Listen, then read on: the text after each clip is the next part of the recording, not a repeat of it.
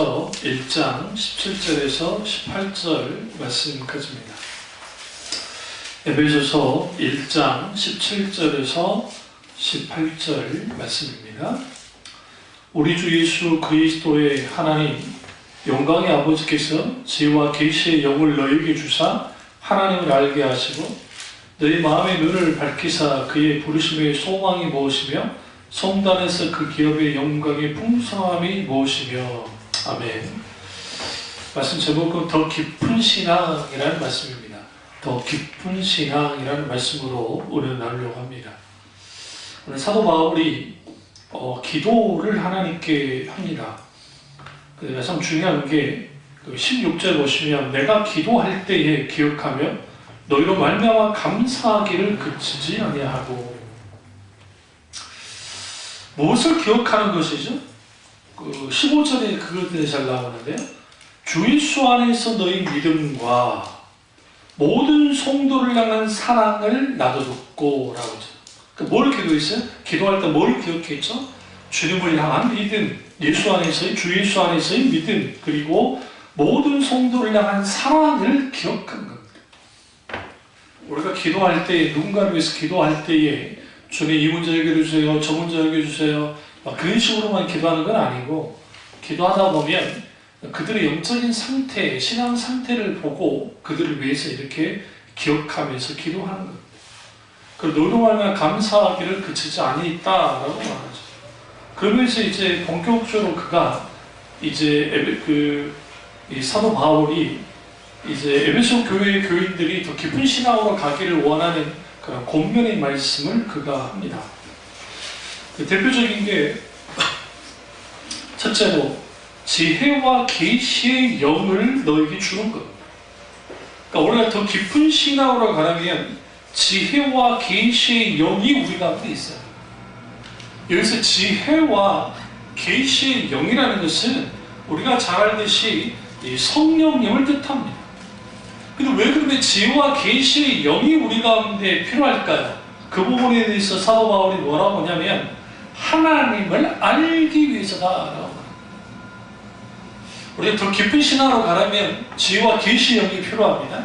지혜와 계시의 영은 성령님이시고 성령님이 우리 가운데 역사하셔야 우리에게 지혜 주시고 우리에게 계시하셔야 하나님을 알게 되고 그 하나님을 알게 될 때에 우리의 신앙이 어떻게 해요? 깊어지는 거예요.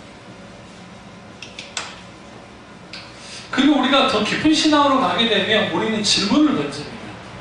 어떤 질문을 던지게 되어 있냐면 나는 왜 태어났는가? 라는 질문을 던지게 되어 있어요.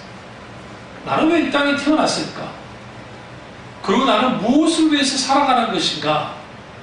근데 사실상 많은 사람들이 속고 삽니다. 어떻게 속고 사냐면 우리가 돈과 명예를 갖게 되고 권력을 갖게 되면 인간은 아주 행복하고 그리고 잘났고 거기에서 이제 소위 대접을 받는다라는 생각을 합니다. 그리고 그런 인생을 사는 것이 아주 대단하고 귀한 거라고 생각해요. 오늘날에는 어떠한 것이 있으면 다 돈으로 값어치를 먹입니다. 그림도 그렇고 음악도 그렇고 기타는 모든 것은 돈의 가치만큼 그들이 이루어오는 업적이라든지 그런 것들이 평가를 받습니다. 그러다 보니까 사람들이 이제는 여러 평가를 나눌 때에 성공의 기준이 돈이 되고 돈이 되다 보니까 교회 안에서도 교회는 더 커야 되고 더 많은 헌금을 거둬들여야 되고 더 많이 사람들을 끌어모아야 돼요. 왜 그러냐면 사람들이 많아야 더 많은 헌금이 들어올 것이고 또 사람들이 많아야 강한 영향력을 끼칠 수 있고 또 건물이 커야 그들을 수용할 수 있기 때문에 끝없이 커졌단 말이에요. 이제는 그 커졌던 한국 교회가 더 이상 커지지 못할 만큼의 수준에 이제 다다른 겁니다. 지금의 유럽에 있는 성당들, 독일에 있는 쾰른 성당, 그 다음에 바티칸에 있는 성 베드로 성당, 그리고 피렌체에 있는 도모 성당이라든지 그 외에도 뭐 영국이든 뭐 체코이든 어떤 나라든 큰 나라들이 세웠던 그 성당들은 오늘날에는 세울 수가 없습니다. 왜 그러냐면 천문학적인 돈을 들여서 그렇게 만들 수가 없어요. 그래서 학자들이 들여다볼 때 그 많은 사람들이 예를 들어 베드로 성당을 지금 오늘날의 가치로 지으려면 수조, 그러니까 수십조가 됩니다. 수십조를 들어서 건물을 짓는다는 게 불가능해요. 왜? 모든 것은 대리석으로 만들었기 때문에.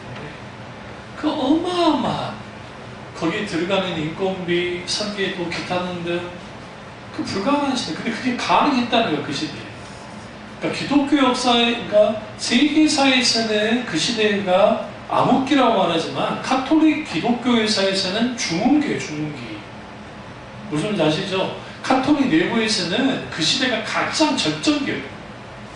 카톨릭의 절정기. 그게 지금 오늘날 한국교회의 절정기예요.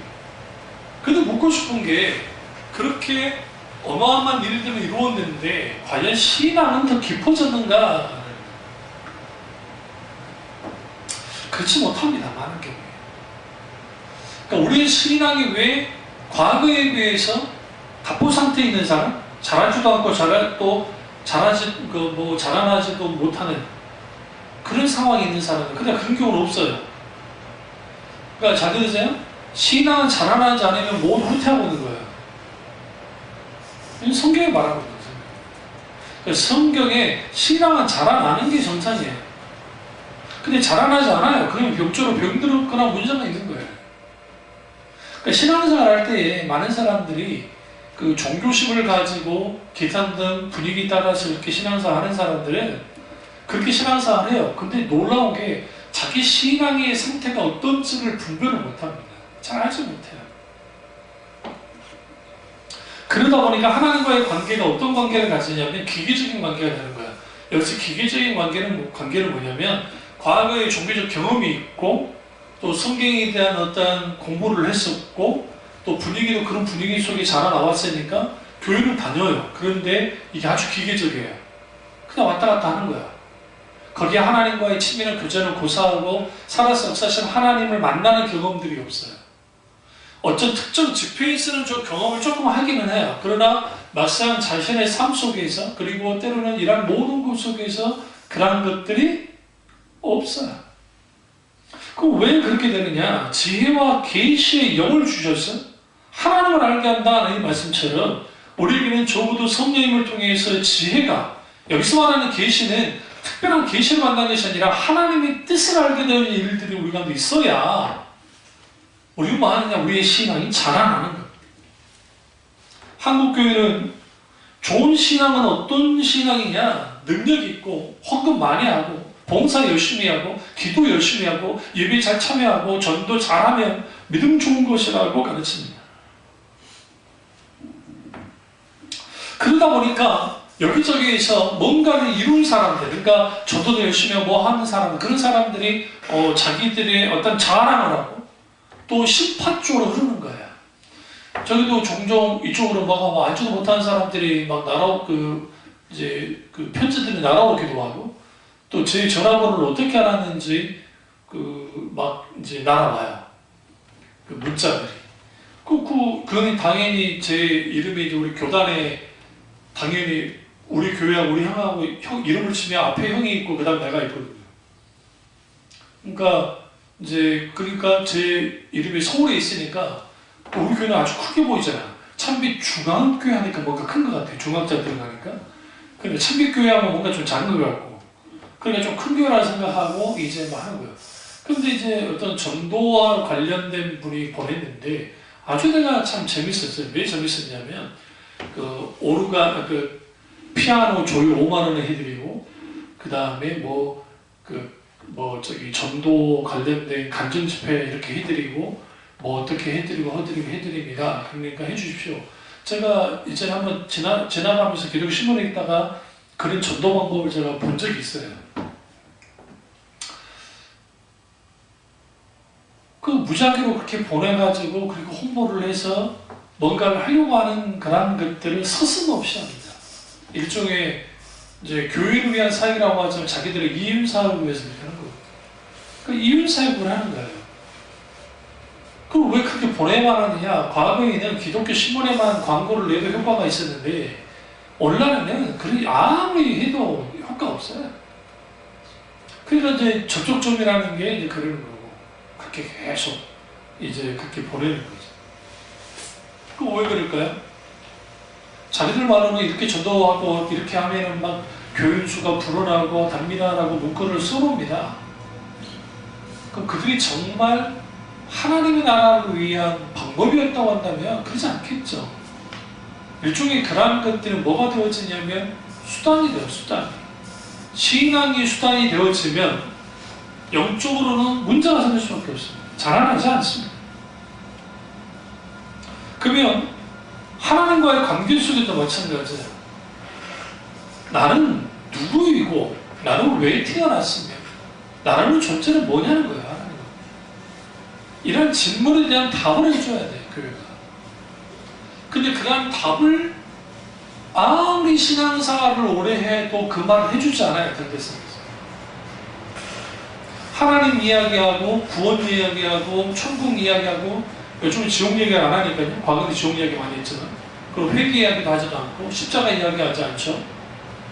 그러니까 잘 되고 복 받고 문제 해결 받고 하는 그런 것들만 하지 실질상 뭐는 하지 않아요? 가장 필요한 인간의 근본적으로 필요한 복음의 말씀이 선포되지 않는다는 거예요. 복음의 말씀이 선포되지 않으니까 그 안에서 뭐가 있느냐? 내가 도대체 누구인지를 몰라요. 그런 상태에서 교회 안에서 신앙생활 하다 보면 내가 장로가 되고 안수집사가 되고 권사가 되고 목사가 돼가지고 그렇게 이제 한단 말이죠.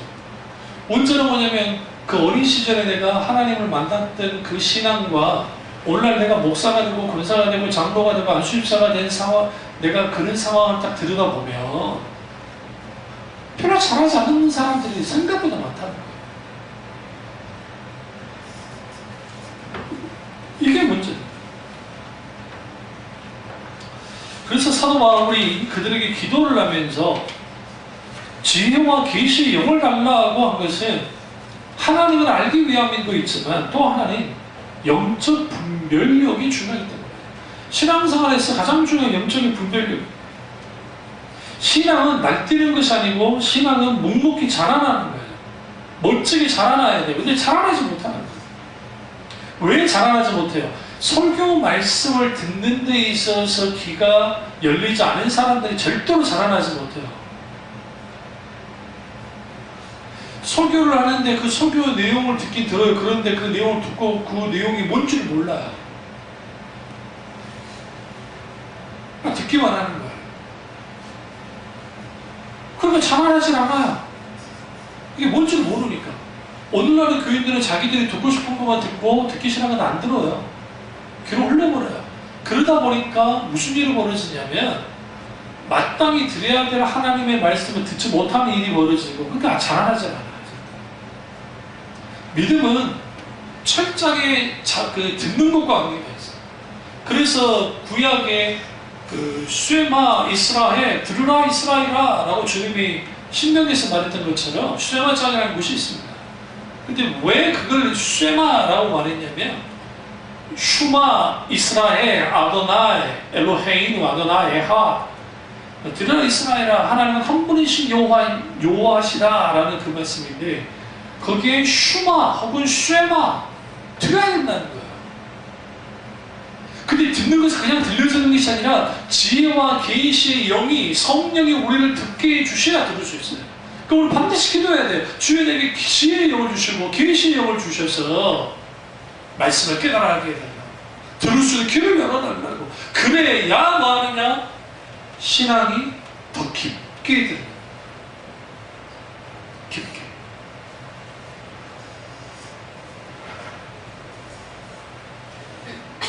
그러면 영적인 분별력이 왜 그러면 더 깊은 신앙으로 가는데 그토록 중요하냐? 그 이유는 뭐냐면 영적인 분별력이 있어야 내가 오류에 빠지는 것을 확인할 수 있기 때문이에요.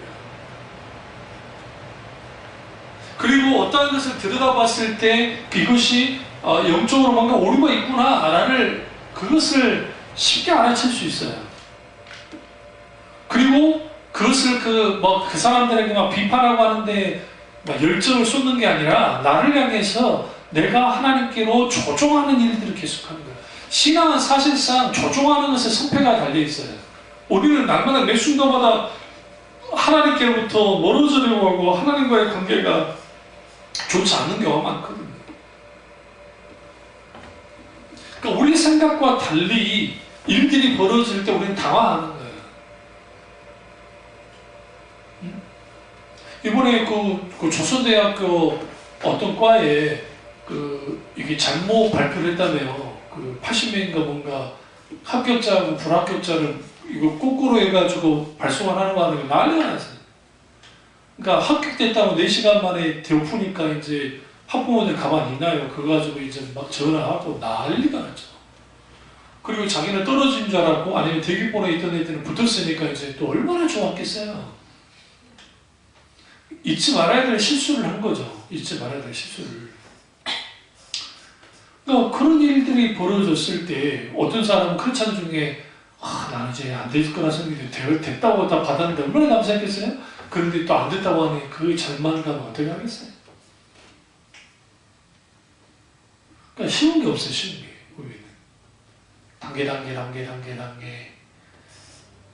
근데 그 속에서 하나님의 운행하심을 봐야 됩니다. 그리고 하나님은 어떻게 하실지 들여다봐야 돼요. 그러니까 우리 인간의 지혜 가지고 이렇게 하고 저렇게 한다고 되지 않는다는 것을 분명히 알게 만들어요. 공부를 아주 잘하는 애들은 당연히 자기가 원하는 대학 다 붙죠. 그것도 한 방에. 그것도 기쁨이 되겠죠. 근데 자기의 능력으로 됐다고 생각하는 친구들 치고 하나님 의지할까요? 아니요. 하나님이 원하는 것은 그 인류대를 같든 아니든 전문대 같든 상관없이 하나님은 하나님의 뜻 가운데서 뜻을 이루기 원하는 거예요. 이때 필요한 게 분별이에요. 근데 이제 부모된 입장에서는 이게 좀 깜깜한 거죠. 아쉽기도 하고. 근데 어쩌겠어요. 공부를 안 했는데. 그렇게 공부를 잘하는 애가 아닌데. 그러니까 그런 애가 그런 상황에서 이렇게 된 건데. 그럼 그거 가지고 하나님 앞에 떼까부릴 거예요.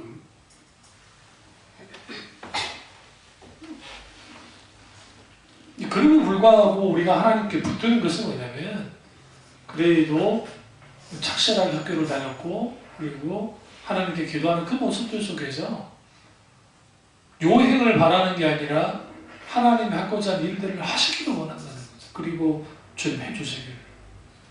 그걸로 기도를 하는 거예요.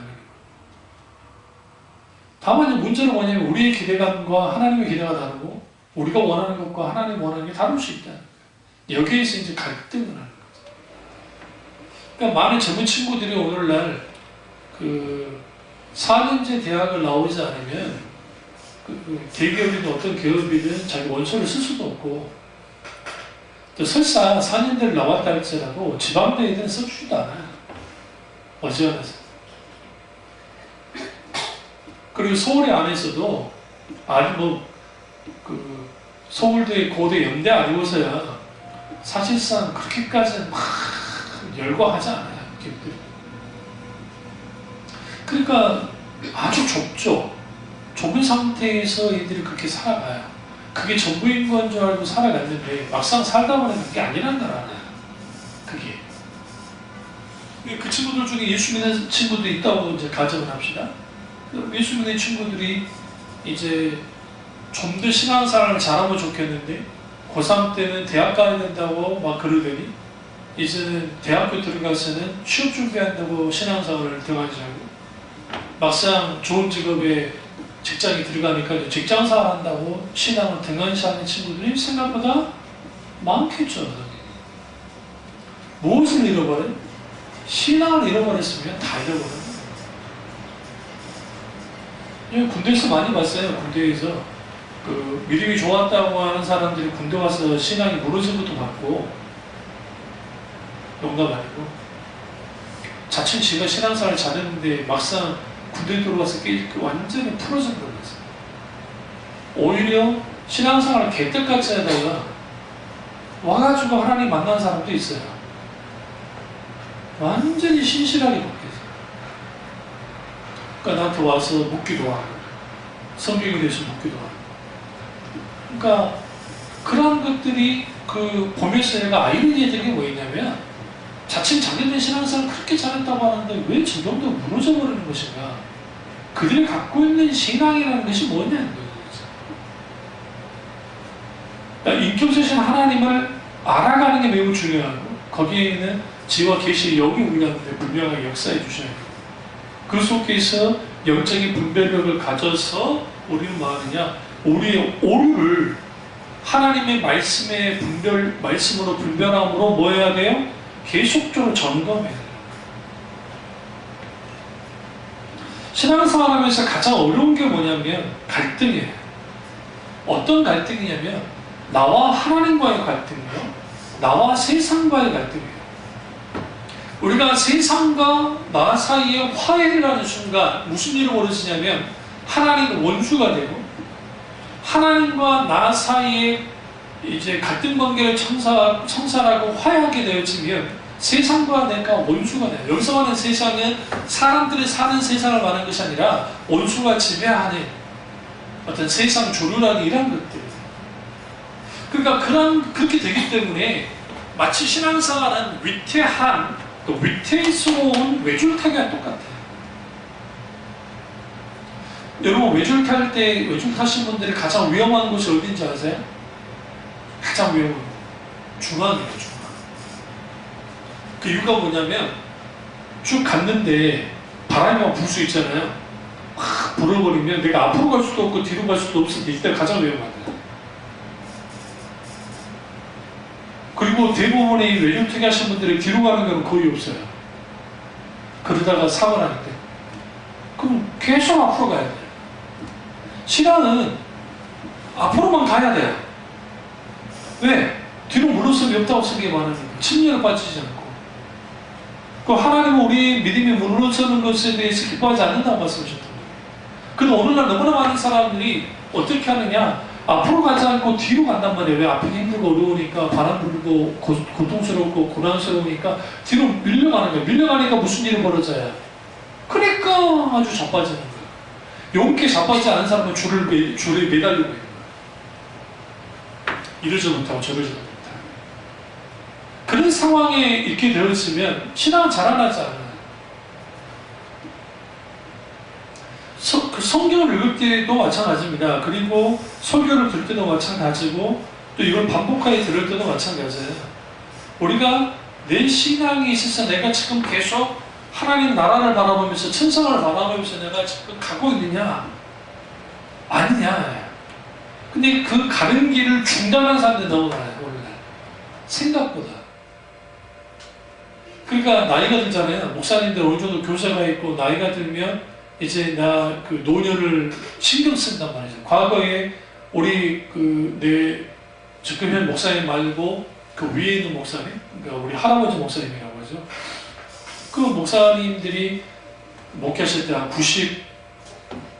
97세인가에 돌아가셨는데 20, 30년 전에 돌아가셨어요. 근데 그런 목사님들이 자기 은퇴를 막 바라보면서 바보치지 않았다는 거예요.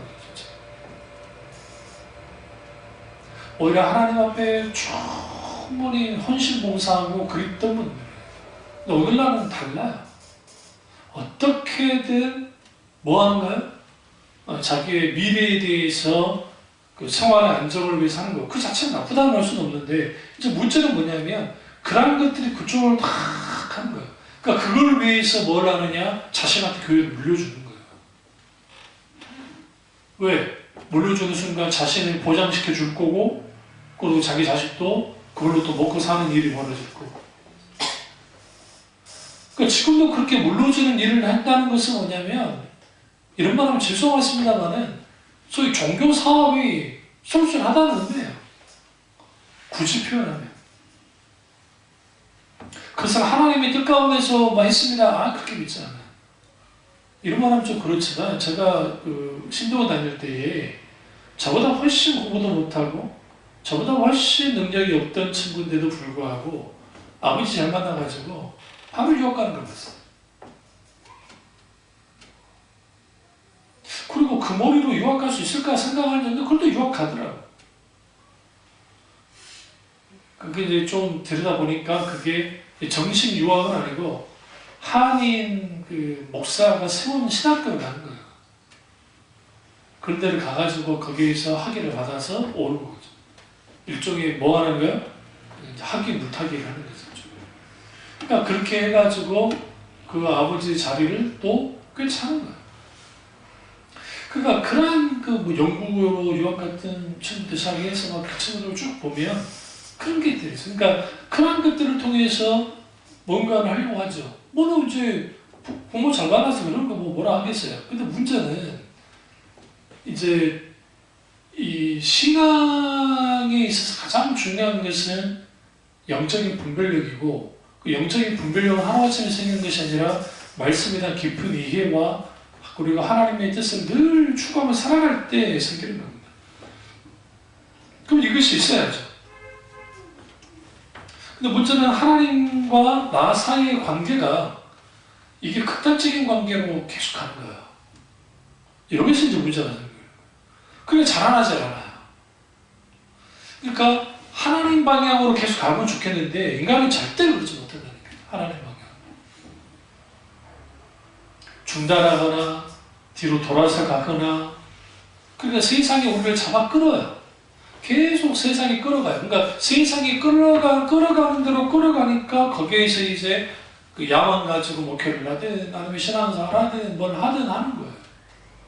그래서 방법론을 찾아요. 이 방법 저 방법을 통해서 뭔가 해보고 싶어 합니다. 또 그렇게라도 할 수 있으면 그것도 괜찮은 거예요. 근데 이제 오늘날에는 그럴 수도 없어요. 오늘날의 상가 교육들은 대부분이 납작 엎드려 있는 거예요. 우리 총신대 신대원이 이제 계속적으로 지원 숫자가 막 급격하게 줄어들어요. 아직까지는 미달은 아니지만 그럴 수가 없는 게 총신대하고 장신대 같은 경우에는 신대원생들이 아주 넘쳐났습니다. 기본 지원율이 3.5대 1 정도는 됐어요, 기본이. 근데 이게 쭉쭉 줄더니 이제 1.몇 대 1로 되는 거예요. 2.몇 도 되기도 하죠. 이게 왜 심각하냐면 신대원에 온 친구들이 거기에 오는 친구들이 상당수가 아주 좋은 학벌을 갖고 있는 친구들이 생각보다 많이 와요. 그러니까 신학대학만 코스를 받는 게 아니라 일반대 4년대를 해서 온 친구들, 그 친구들도 줄어들기 시작합니다.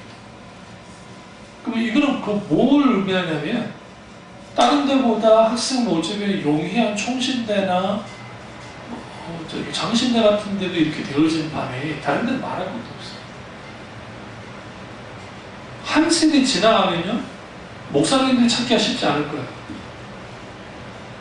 목사 안 하려고 하니까. 당연해요. 목사 안 하려고 하니까. 그러다 보면 무슨 일이 벌어지냐면 급격하게 신학의 질도 더 떨어져요. 그러니까 과거에는 신학생들이 너무 많이 배출돼서 질이 떨어졌다고 한다면 이제 후에는 너무 오지 않아서 질이 떨어질 수밖에 없어요. 왜요? 학생들의 수가 모자라지면 교수들의 수를 줄일 것이고 그러면 그 교수들의 수가 줄어들면 당연히 그 자리를 누가 차지하겠어요? 소위 강사들이라는 사람이 차지할 거 아니에요? 전문가가 아니? 그러니까 당연히 거기 도제교육이라는 것은 불가능하게 되고 그러니까 쪼그라드는 거예요. 그게 대표적인 게 자유주의 신학교가 다 그렇게 된 거예요. 그러니까 자유주의 신학교가 한때는 어마어마한 지식을 자랑했지만 교인 수가 줄어들고 신학생 수가 줄어드니까 교수들 수가 줄어들었고 그러니까 당연히 연구할 수 있는 연구하는 교수들이 줄어들었잖아요. 그러니까 신학적인 오늘날의 이렇게 신학대학 책이라는 그거 자유주의에서 내는 책들이 거의 없어요. 저희 때만 해도 자유주의 책들이 물밀듯이 나왔대요. 그러니까 저희 때 이게 80년도 후반에 학번들이 저도 그랬지만 좀 흔들리는 게 뭐냐면 거의 그때 바로 끝냈었거든요, 자유주의. 그러나 2000년 딱 넘어가니까 아주 다 미국부터 시작해 다 깨지기 시작해요. 끝장이 납니다. 왜? 세속화되는 거죠. 그러니까 우리가 우리의 신앙이 철저하게 하나님과의 관계 속에서 영적 분별력을 가지고 내가 이제는 하나님과 화해하고 하나님과 친밀한 관계를 가져야지, 세상과 친밀한 관계를 갖는 순간 우리는 뭐 하느냐, 자꾸만 하나님과 멀어지고 신앙은 아주 이제 낮아져요.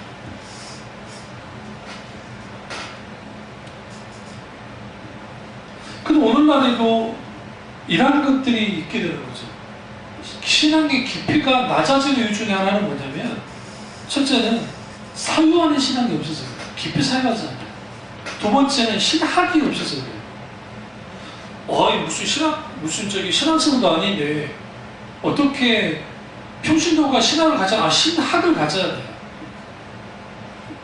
무슨 말이냐? 깊이 사유하지 않는다는 것은 하나님의 말씀을 깊이 묵상하지 않는다는 거예요. 제가 거의 책을 사지 않습니다. 제가 교만해서 사지 않는 것이 아니라 그것을 사는 게 돈이 아까워서요. 오히려 제가 알라딘이라든지 중고서적을 쭉 뒤집니다.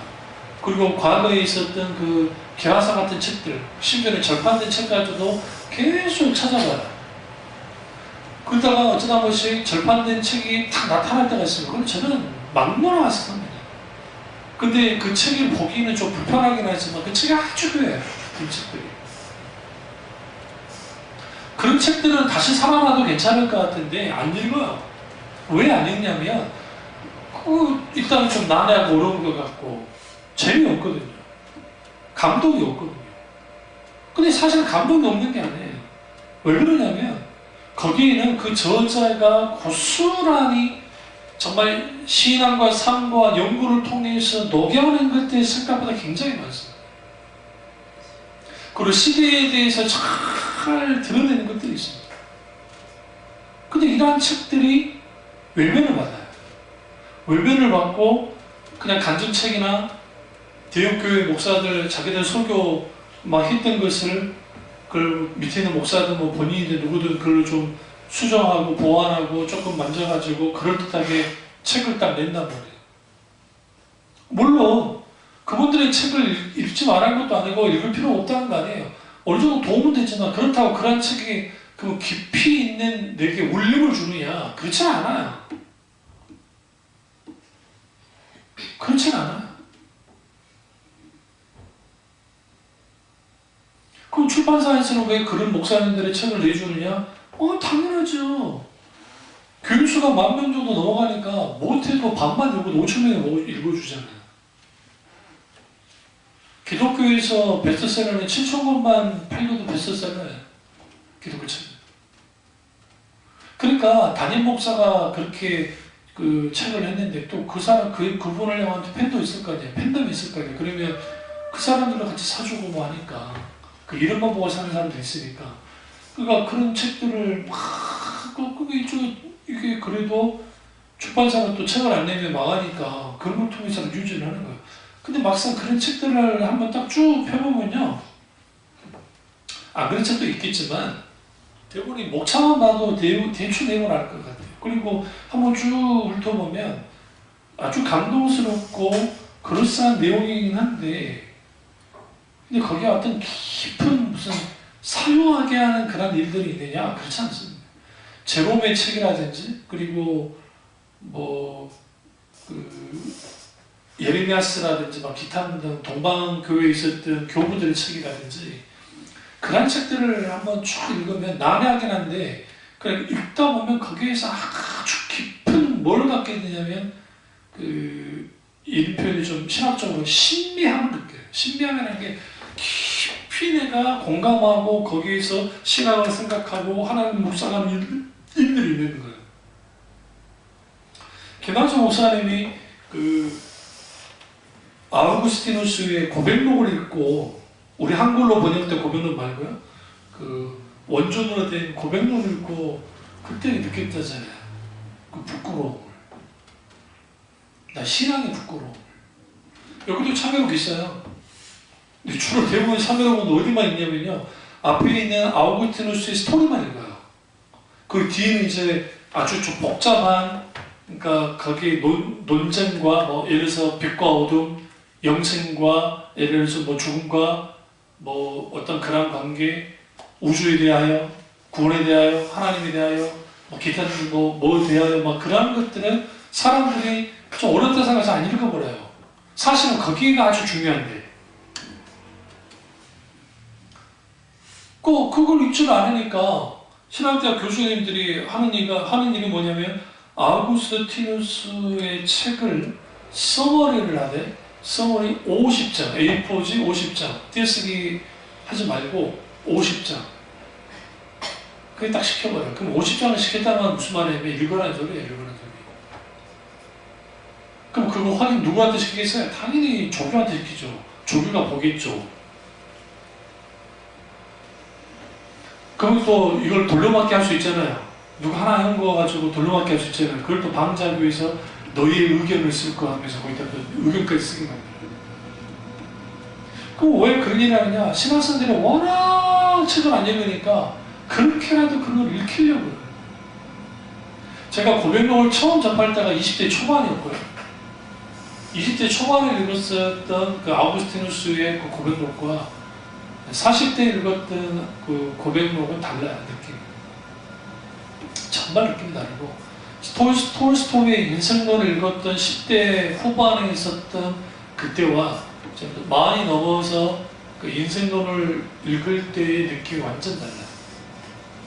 그런데 내가 그걸 느꼈죠. 아, 나도 나이가 들었고, 나도 좀 인생을 좀 살았구나. 그리고 그 전에 이해하지 못했던 내용들이 톨스토이가 말했던 인생에 대한 걸 좀 깊이 하고 나를 봤어요. 공감도. 그러면서 톨스토이가 누구에게 끌고 나가냐면 하나님께 끌고 나가요. 예수 하나님께 끌고 나가요. 그러니까 그게 아주 중요해요. 아주. 사색하는 신앙이 되지 못하니까. 사색하는 신앙을 하려면 말씀을 깊이 묵상해야 되고 또 하나는 우리가 그 알듯이 책을 읽더라도 고전 책들을 많이 읽는 게 있어요. 예수라면 어떻게 할 것인가 하는 책도 여기에 있고요. 제 서재에 있네. 그리고 어쨌든 그런 책들이 아주 귀한. 또 하나는 신학을 가져요. 그러니까 신학은 그냥 생성되지 않아요. 신학이라는 게 하나님을 아는 학문이에요. 굳이 풀면 데올로기아에서 데우스와 로기아가 하나 이제 두 단어가 다른데 이 두 단어 합해진 게 신학이에요. 근데 신학이라는 말 자체가 이게 말이 안 되는 거예요. 왜? 하나님을 어떻게 학문으로 알겠어요? 그런데 하나님을 알아가는 학문을 한 거예요. 하나님 알 수는 없지만. 근데 그게 왜 중요했냐면 그렇게 하나님을 깊이 알아감을 통해서 뭘 눈이 떴냐면 사람들이 하나님을 알아가는 그 과정 속에서 인간이 도대체 누구이며 그래서 이제 거기에 조직신학에 뭐 소론, 부원론, 교회론, 인간론 뭐 다 나와요. 개동론 막 하면서 막 종말론까지 이게 조직적으로 쭉 보다 보면 아 내가 지금 이제 신앙생활 해나가는데 어떤 내가 지금 상태에 있고 어떤 위치에 있는지를 분명히 알게 만들고 이단들이 공격했을 때의 그 신학적인 배경을 가지고 우리가 맞설 수가 있는 거예요. 그런데 그게 없는 거죠. 그럼 왜 교인들이 그게 없느냐? 신학적 설교로 들어온 적이 없었어요. 신학적인 설교로 들어온 적이 없다. 그러니까 한국교회의 병적으로 생긴 게 설교는 무조건 쉬워야 된다. 어떤 분이 그렇게 생각하더라고요. 예수님의 설교는 아주 쉬웠다고. 맞아요. 예수님의 설교는 아주 쉬웠는데 아주 난해했어요. 그럼 어떻게 알 수 있느냐?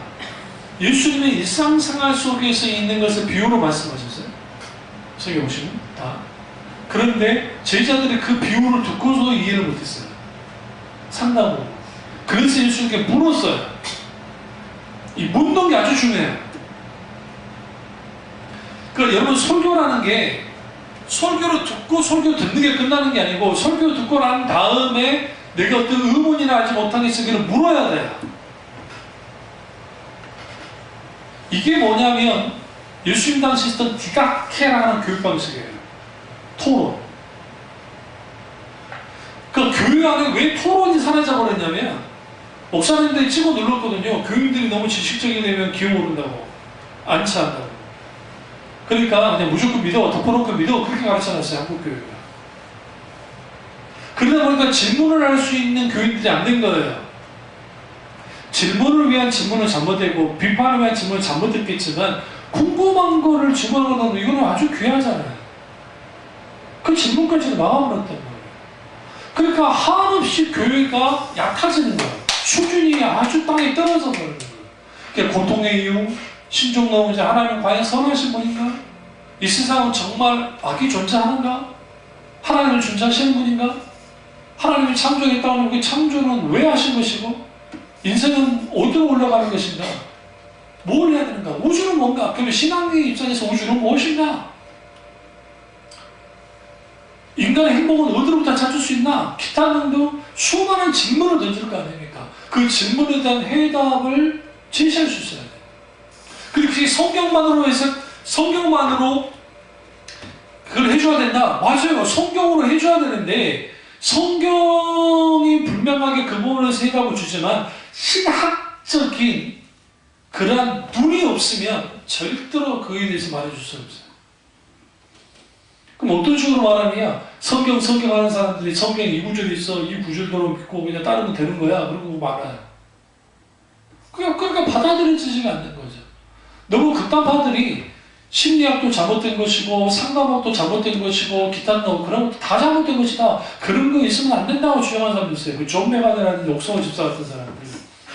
그분들은 왜 그랬는지는 충분히 이해해요. 왜 그러냐면 교회가 마케팅과 심리학에 물들어가지고 그렇게 한 거를 많이 했기 때문에 그렇게 비판하는 거는 정말 정당하다고 보는데 그럼에도 불구하고 그 모든 것을 부인해버리는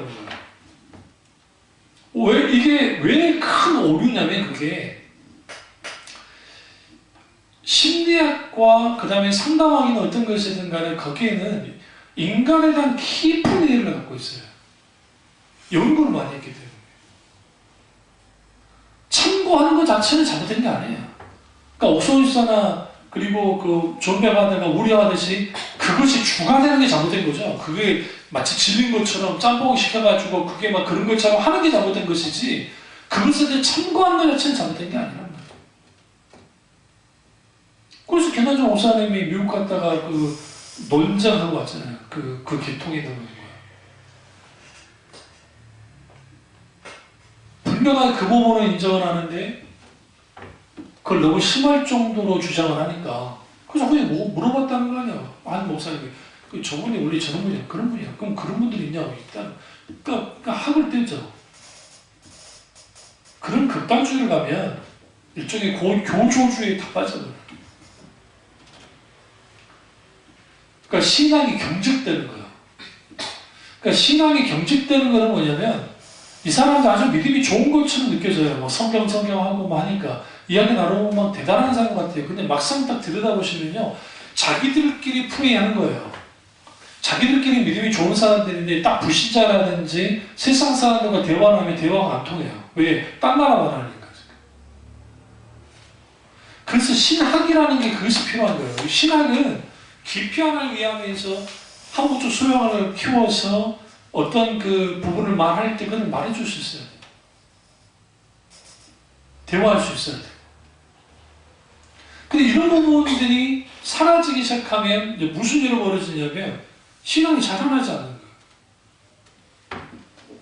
이 부분은 사도 바울이 분명한 거예요. 18절 보시면 너희 마음은 눈을 밝히사 그의 부르심의 소망이 무엇이며 성단의 그 입의 영광의 풍성함이 무엇이며 그의 힘의 위력으로 역사심을 따라 믿는 우리에게 베푸실 능력의 질 크신 어떠한 것을 너희로 알게 하기를 뭐다? 구하노라. 여기서 아주 중요한 부분에 마음 눈을 밝혀달라고 말하고 있고 또 하나는 부르심의 소망이 무엇이고 성도 안에 그 기업의 영광이 무엇인지를 알게 원한다는 거예요. 지금 이게 질문하죠. 이게 뭔지를 소망이 무엇이고 영광의 풍성함이 뭔지를 알게 원하고 그리고 그것만 하는 게 아니잖아요. 힘의 위력으로 역사하심을 따라 믿는 우리에게 베푸신 능력의 제일 크심이 어떠한 것을 알아야 된다.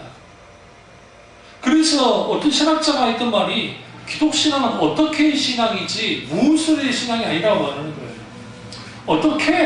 어떻게 예수님께 나 같은 사람들 어떻게 해야 됩니까? 묻잖아요. 사도행전 자체에 들어보세요. 어떻게 이런 일을 보냐, 어떻게가 차고 넘쳐요. 이상할 정도.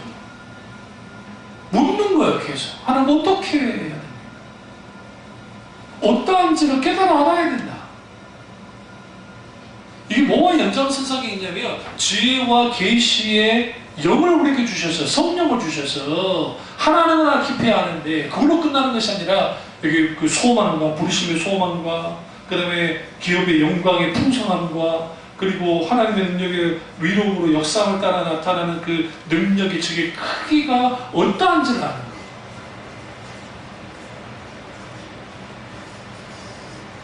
거예요. 여기까지 나가야 돼요.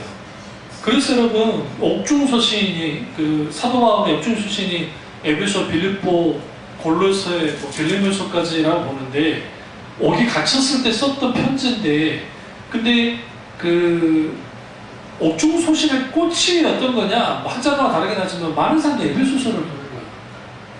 에베소, 빌립보, 골로새가 비슷한 내용들이 꽤 있어요.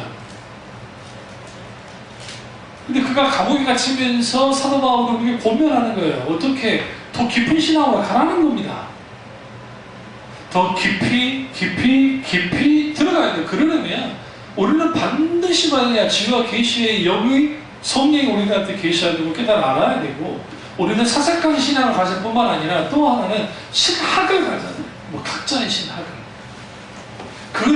그것을 가지게 만든 사람이 목사예요. 목사의 설교가 그런 설교가 나와야 되고 그렇다고 딱딱한 신학적인 내용만을 나열하지 않는 게 아닙니다. 살아서 역사는 하나님 말씀이 그대로 선포되어지네. 거기에서 우리는 뭐 해야 되느냐? 우리는 적어도 믿음의 선배들이 우리에게 남긴 유산들의 글들을 읽어야 됩니다.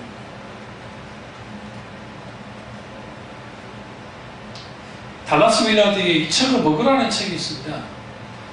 우리가 그런 책들을 읽을 때 왜 어렵냐면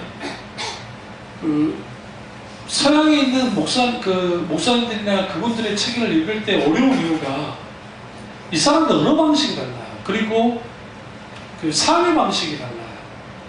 그리고 그들이 예를 들잖아요. 어떤 예를 들어도 우리에게 닿지 않아요. 왜 닿지 않냐면 상황이 안 그래요. 근데 그나마 번역하는 사람이 저 번역을 잘해보면 그나마 좀 괜찮은데 이 번역하는 사람이 충분히 그걸 담지를 못했을 경우에 이게 엉뚱하게 책을 읽어요. 그러니까 그 깊이 들어가지 못하는 거죠. 그 달라스 윌라드의 다윗의 영성이라는 책이 있는데 아주 귀한 책입니다. 아마 여기도 있을 텐데요. 그 다윗의 영성, 다윗이 어떻게 그의 신앙이 그렇게 깊어지고 하나님 안에서 되어졌는지를 분명히 들어요. 근데 그런 것들이 하루아침에 되는 것이 아니라 깊은 하나님 묵상과 하나님 그분에 대한 그 뭐라고 하냐면 신앙의 숙고함이 필요해요. 숙고라는 게 지속적으로 우리가 깊이 들여다보는 거예요. 그래서 저 같은 경우에는 어쩌다 한 번씩 때로는 타종교회 소위 말하는 그거 뭡니까? 그런 그들의 논리를 한번 들어볼 때가 있어요. 원불교부터 시작해서 뭐 그 사람들. 화들짝하게 놀란 게 뭐냐면 그분들 중에 그들의 불교의 교리를 아주 깊이 가르친다는 거예요. 근데 한국인들은 불교 신자든 기독교 신자든 상관없이 다 좋아요. 반은 사람 좋아요. 반은 사람. 근데 일부러라도 그걸 하면서 방송에 쭉 내봅니다. 왜 그런가 생각해요. 카톨릭 신부 중에 하나가 있거든요. 무슨 뭐 공동체 하나 지금 아주 웃깁니다. 심리학과를 가지고 나와가지고. 들을 때는 아주 기쁘고 즐겁고 그럴싸해요. 막상 다 듣고 나면 남는 건 없어요. 그 사람의 말에 또 웃기는 생각, 뭐 그것만 생각나죠. 근데 그 신부님 중에서도 그 성경을 물론 이제 신학적 오류가 많긴 하지만 그에도 그 깊이 보면서 뭐 하는 신부님이 없지 않아 있어요. 드물게. 그분들이 하면요 분위기가 조용해. 그러니까 오늘날의 세상이 감성주의와 웃겨야 되고 즐거워야 되고 막 해야 된다는 게 주를 이루어요. 요즘 음악이 어떤 음악이 뜨던가요? 뭐 서정적인 음악이 뜨던가요? 아니요. 서정적인 음악이 뜨는 경우에는 과거의 감성을 자극하는 거. 그러니까 옛날 노래들 그 시대에 살았던 사람들이 거기에 하는 것이고, 요즘에 뭐 그 저기 무슨 퀸 그 있잖아요. 퀸 노래, 퀸 그 뭐 보헤미안 랩소디인가 뭔가 영화 막 뜨고 난리잖아요. 그럼 왜 그게 막 그렇게 뜨는 줄 아세요? 그 시대에 동시대에 살았고 우리도 그 시대에 좀 살았잖아요. 그러니까 그 시대에 그 추억이 있어요. 추억이. 그때의 노래가 무슨 엄청나게 대단해서 그거보다도 오히려 그 추억이 있으니까.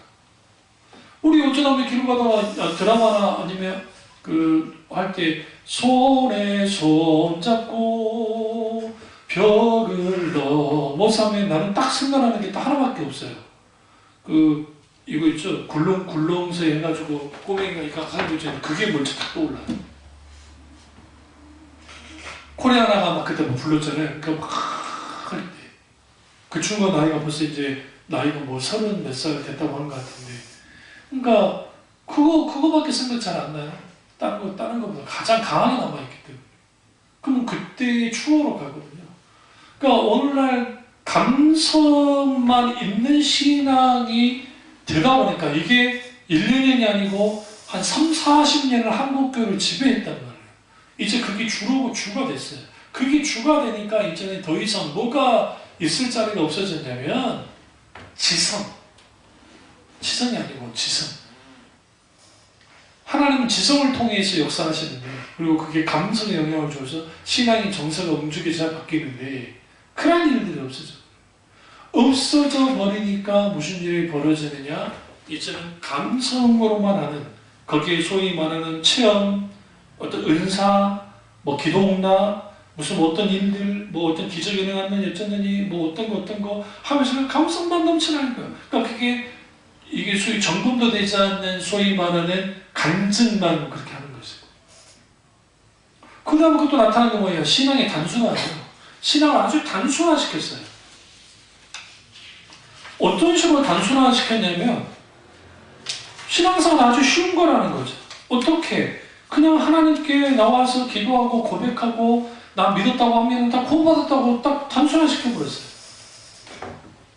그런 식의 구원받는 게 어딨냐고 도대체. 응? 주일 낮예배 때 사람 일으켜가지고 나는 뭐 고백하겠습니다. 나는 죄인입니다. 내가 죄를 졌고 어쩌겠습니다. 당신도 구원받았으면, 그런 식의 가짜가 어딨냐고. 그런 식의. 제가 결정적으로 순복음 신앙을 내가 순복음 출신이지만 격하게 반응했던 게 그거예요.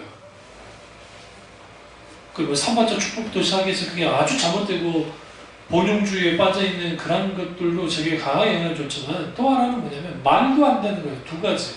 하나는 방언 연습하고 방언만 하는 그것과, 또 하나는 사람들을 이렇게 세워가지고 구원받았다고 하는, 그게 보면서 내가 뭘 느꼈냐면 도대체 저게 뭐냐는 거예요. 진짜. 그런 식으로 구원받았다고 하는 게 어딨냐고. 말도 안 되는 일들 지금도 하고 있어요.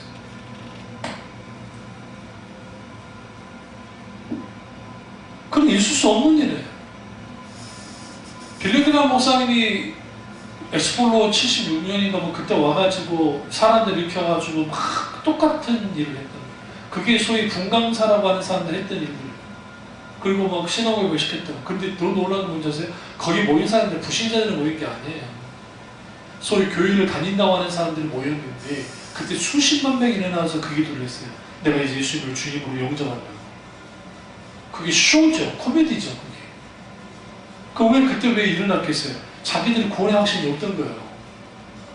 오늘날 우리가 구원파가 이 정도로 난리를 치고 박옥수가 그렇게 활기를 치는 이유가, 오늘날에도 떳떳하게 방송 광고도 나오고 플래카드도 아직 있고 체육관에서 하는 이유가 뭐라고 생각하세요? 오늘날에도 상당수 교인들이 자기가 구원받았다는 그 구원의 확신에 대한 진정한 구원론을 갖고 있는 사람들이 그렇게 많지 않아요. 자기들의 종교적인 체험을 통해서 구원받았다 생각하는 그런 얄팍한 정도를 가지고 있으니까 내가 신앙생활을 잘할 때는 구원받은 것 같은데 내가 신앙생활을 잘못했을 때는 구원받지 않은 것 같은 그런 착각 속에 오류 속에 빠지고 그것이 한 걸음 더 나아가면 하나님이 어쨌든 계신 것 같고 어쨌든 하나님이 안 계신 것 같은 상황까지 내몰려요. 그런 상황에서 깨달음의 비밀이 어쩌네, 뭐 구원의 비밀이 어쩌네, 이만희 같은 사람이 물어가지고 뭐 말세의 비밀과 구원의 비밀과 뭐 그다음에 자기가 이긴 자로서 뭐 어떤 거 어떻게 이대하니까 그게 호흡해가지고 그냥 쭉 넘어가는 거예요. 얼마나 신천지가 그 정도로 강하면 저 같은 교회에 있다가 이거 나만 보는 건 아니고 했겠지만 뭐라고 그랬냐면 이번에 우리가 모여서 자기들만의 집회를 했는데 이렇게 많은 사람들이 모여서 있다는 것을 사진과 함께 조롱하는 글을 응? 목사님들 교회들마다 다 보냈다니까. 근데 그게 딱 보니까 우편이 없어요. 그럼 뭐겠어요? 지들끼리 다니면서 꽂고 다니는 거예요. 신천지가.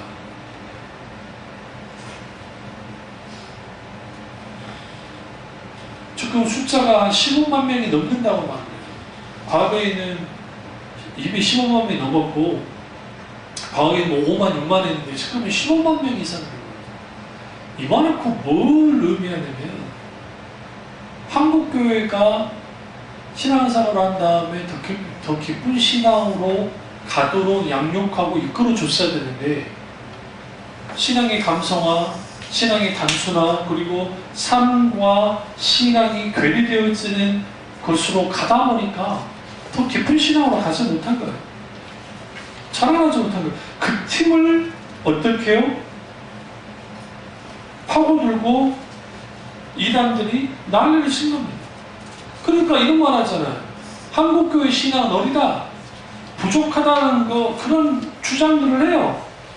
이게 이단들만 하는 게 아니라 사실상 신학자들도 한국교회가 아주 어리다는 거예요. 왜 이렇게 어려워졌을까? 그 이유가 뭐였을까? 목사를 책임인 거예요. 다른 책임 아니에요. 여러분의 책임 아니에요. 우리 책임이었어요.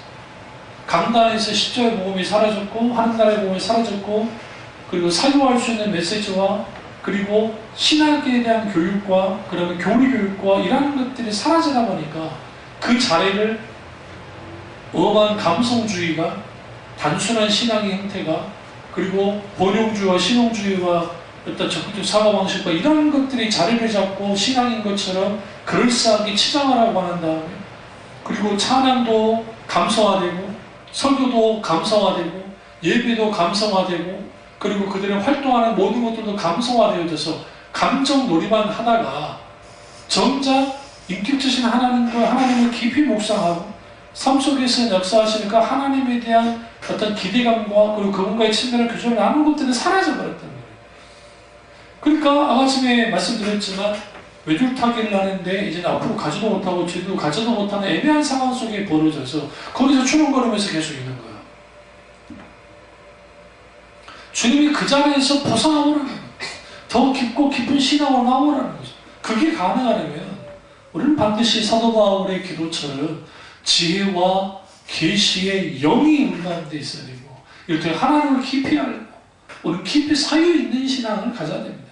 이를 통해서 진정으로 더 깊은 신앙으로 가는 저와 여러분 되시기를 주님의 이름으로 축원합니다. 기도하겠습니다. 기도하실 때 오늘 이 말씀이 나의 말씀이